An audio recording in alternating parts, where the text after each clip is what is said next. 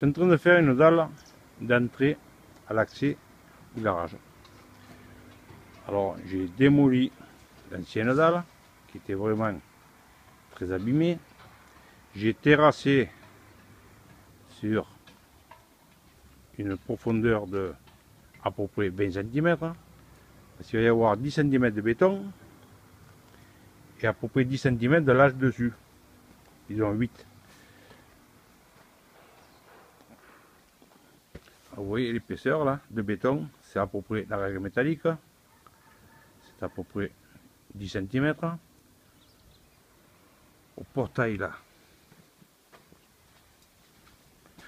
je suis à moins 18, 10 de béton, 10 de carrelage, ça viendra par ici, puis un petit rebord quand tout sera fini.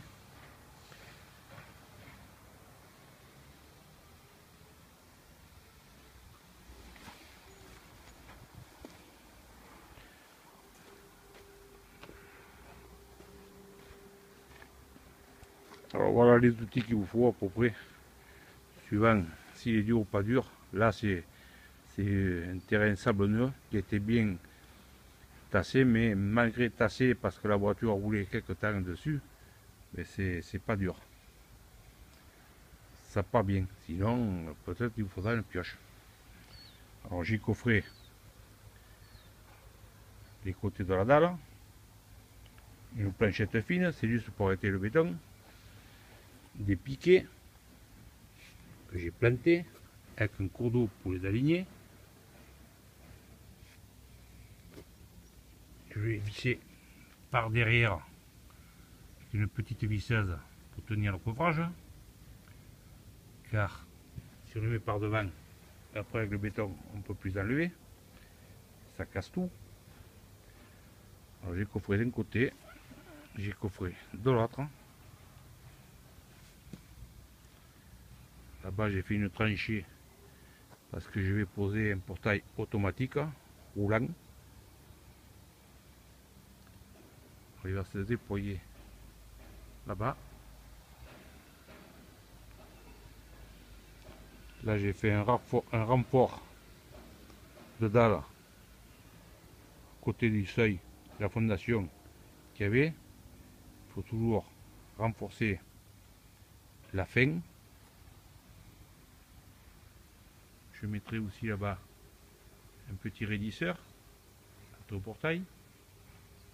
Je ne peux pas faire de prise sous le portail, c'est du béton.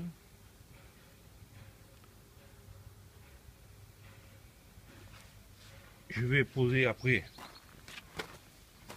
plastique. C'est pas du plastique de sac de poubelle, c'est du plastique 200 microns, c'est du gros.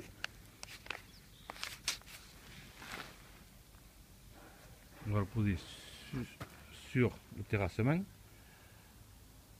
et on mettra après le ferriage.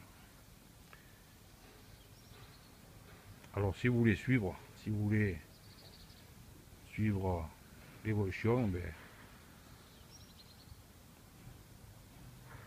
bienvenue sur mon chantier. Plastique posé. Petit bout de scotch pour tenir, c'est le moment pour le vent. Quand se commet le grillage, après ça bouge plus. Voilà, le plastique en place. Très important le plastique sous la dalle. Très important.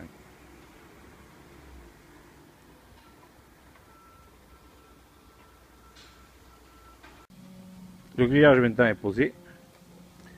Alors, vous avez là une cisaille pour couper le grillage, car c'est des nappes qui font 3 mètres par 4 mètres.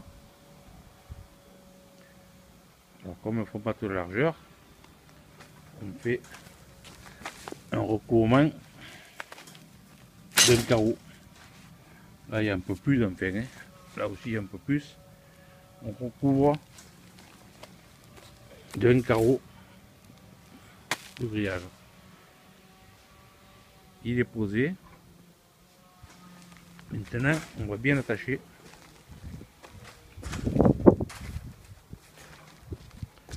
est renforcé à l'entrée. Après il y aura l'autre raidisseur qui se passera devant, où le rail du portail puissant.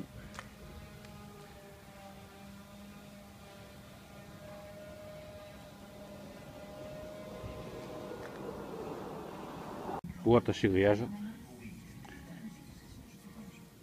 Voilà, et puis de faire repli. De pince.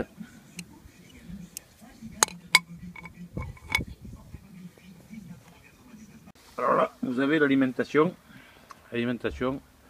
du moteur qui commence en attente. On percera après l'angle du mur et on rentrera dans le garage et on branchera à une protection. Alors, il passe par là, il passe sur le grillage. Alors une chose, c'est bien attaché parce qu'avec le béton, après il a tendance à remonter. Alors bien attaché tous les 30 cm, facile. L'alimentation arrive là, arrive là, arrive là. Là, ce sera l'emplacement du moteur. Un petit ferraillage, emplacement du moteur. Alors, toutes les gaines arrivent là. La grosse, l'alimentation. Ça, c'est une cellule côté gauche. Et pareil. Bien attaché au grillage parce que ça remonte. Celle-là, la cellule de ce côté. Après, on percera le poteau en travers. On passera le fil. Là-bas, c'est pour le feu clignotant. Alors, toutes les gaines arrivent là. Elles seront placées exactement. J'ai pas encore le plan d'implantation du moteur, mais elles seront placées exactement là où il faut qu'elles soient placées. Voilà.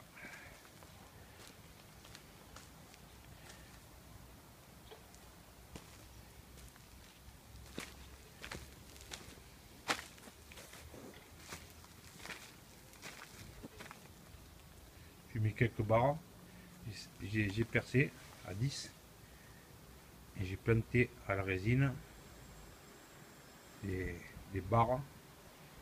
Ça évite que au niveau du portail, du seuil du portail, ça descende, ça bouge un peu. Là, ancré comme ça dans les fondations, ça ne bougera plus.